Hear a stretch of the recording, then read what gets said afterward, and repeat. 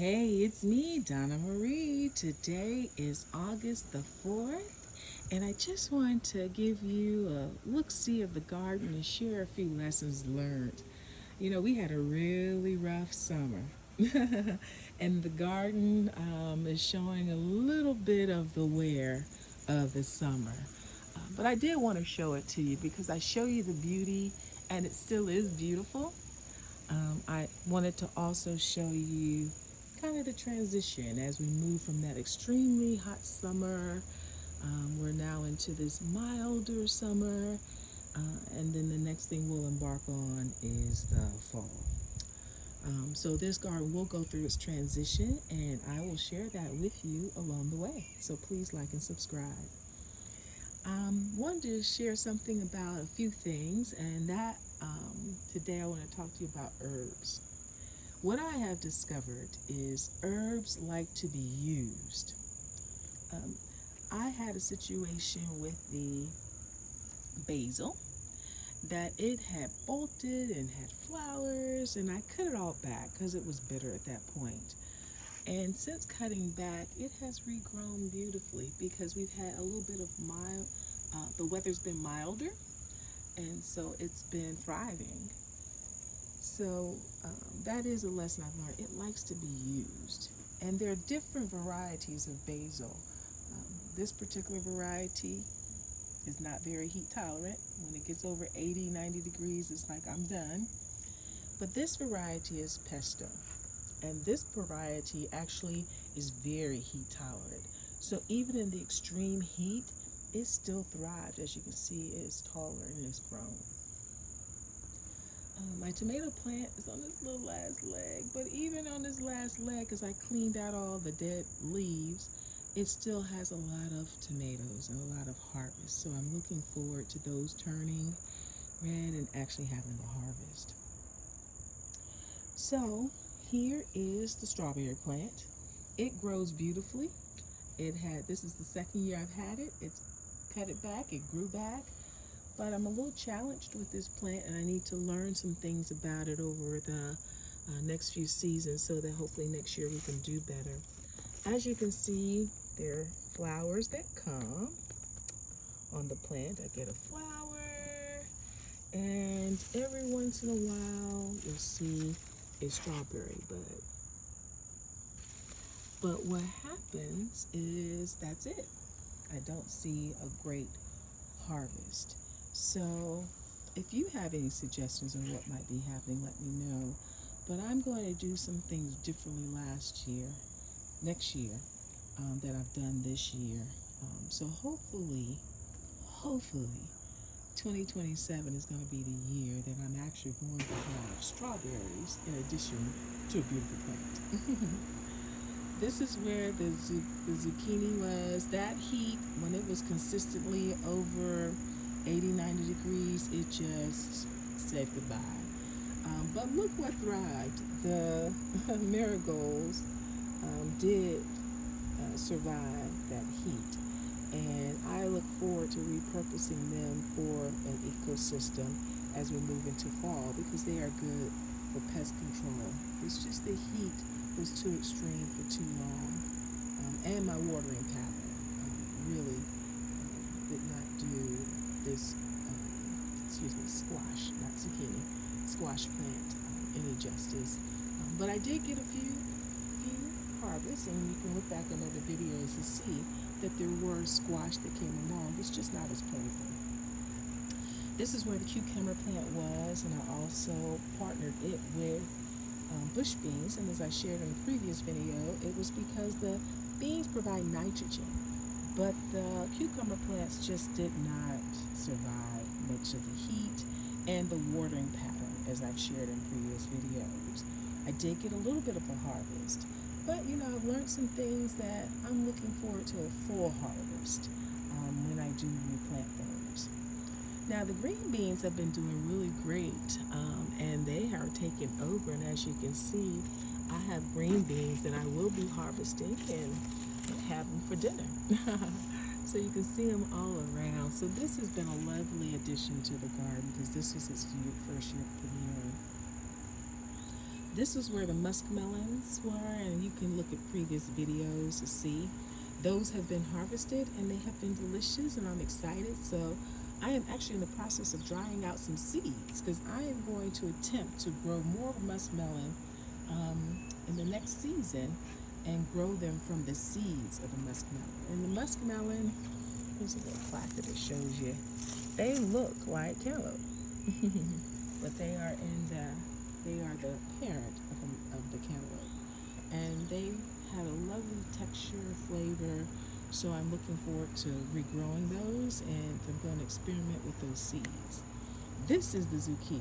Now, it, like the squash, really had a hard summer, and it keeps trying to grow. You see the bloom, and that's a male, and without the female it can't really do much. And as you can see, this morning I have no pollinators in the garden, which means it's going to be very hard for anything else to grow without the pollinators around. And when I say pollinators, I mean the bees and the ladybugs. I mean, they all had a hard summer too because it was hot. But as you can see, it looks like something has also gotten this particular plant. So we're going to do some different things next year, but this is what it's looking like towards the end. It did give me a great harvest, and I showed you some of that. I even have some spiral zucchini frozen for the winter season, so I'm excited about using that in the future. These are some herbs. This is the pineapple sage and stevia, and they have grown really nicely together, and they're still growing. So I'm looking forward to harvesting these herbs and hopefully them kind of surviving through this mild fall because they seem to like this temperature, and being able to use them throughout the fall. Over here, eggplant. Now, I've shown you pictures of beautiful eggplant, plenty of harvest.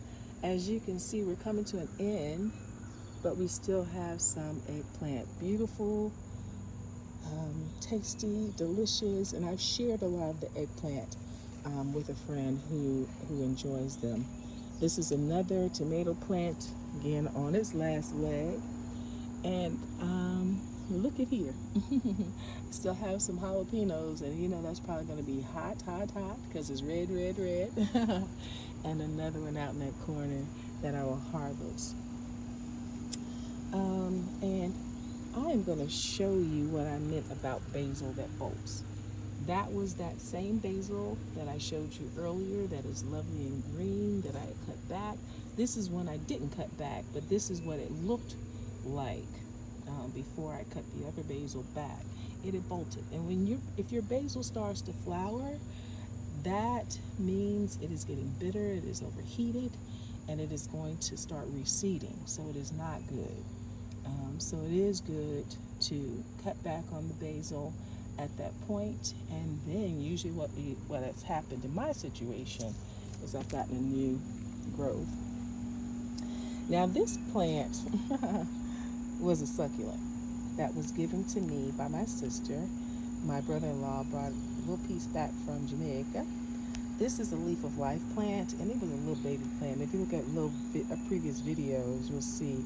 But it is just having its way out here. But this is a succulent. So really, I just sit it out here and let it grow. It will come out inside when it gets cool because it is a hot weather plant, and I'm gonna probably do some things to it, and it will go inside when the temperatures start to drop.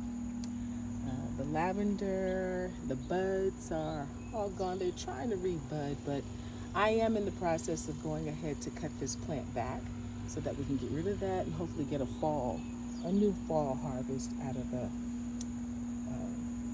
the lavender. This is where the red peppers were, and that's the red pepper plant. The peppers have been cut and eaten. But these were the basil that were a part of the ecosystem in terms of pest control, and they did a great job. But again, this is what it looks like when you don't harvest it, and it bolts. But this particular batch of basil had a job to do, and that was to keep the red peppers safe. And they did a great job. If you look back on previous videos, you'll see how beautiful the red peppers were. This is a spearmint plant. I went ahead and cut it back because it was leggy, dark spots, and last year when I cut it back, cut the mint back rather, I had a fall harvest. So I'm hopeful to get a fall harvest. Now this was my beautiful planter. Lots of things in here. I was like, girl, we're gone. Like I had lettuce. See what happens with lettuce if you just let it grow? It don't like the heat. It's been gone. Um, but chard, still in there. Look at that. Chard still doing good. Lemon thyme, still doing good. And look, I still have chamomile in there, doing pretty well.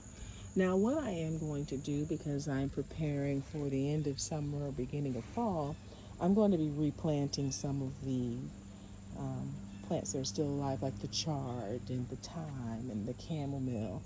And I'm going to clean all this up. So that's a project that I got to get my mind right to do. And this is another stevia plant. It has been growing lovely, but it's been transplanted to this pot, but I need another one. And we're just gonna, this is my first year doing stevia, and we're just gonna keep it going. This is my lemon verbena. It is beautiful, and as you can see, it bolted, and I have been trying to revive it, but I do need to go ahead and prune it, and so that we can get a fall harvest from that. This was the peppermint. I went ahead and cut it back last year. I did the same thing, and I got a nice fall harvest of peppermint. So again, what I have learned about herbs is they like to be used. This is rosemary. I just kind of let it be doing its thing, but I do probably need to spend a little time with it. But I still use it, and I do probably need to trim it back a bit. And this is the lemon balm. And as you can see, some of the leaves are turning brown. I did not harvest as much as this as I should have during the year. And again, herbs like to be used. So please harvest, because when you use them, they grow back. So this is just an overview of the garden, a few lessons learned. I wanted to show you the garden the way it is right now. You know I love to show it off when it is in full glory. And this garden is still quite beautiful. I also want to show you that things happen in the garden, so don't get discouraged. Continue to plant, continue to foster your garden, and look, you'll be surprised what still might be growing.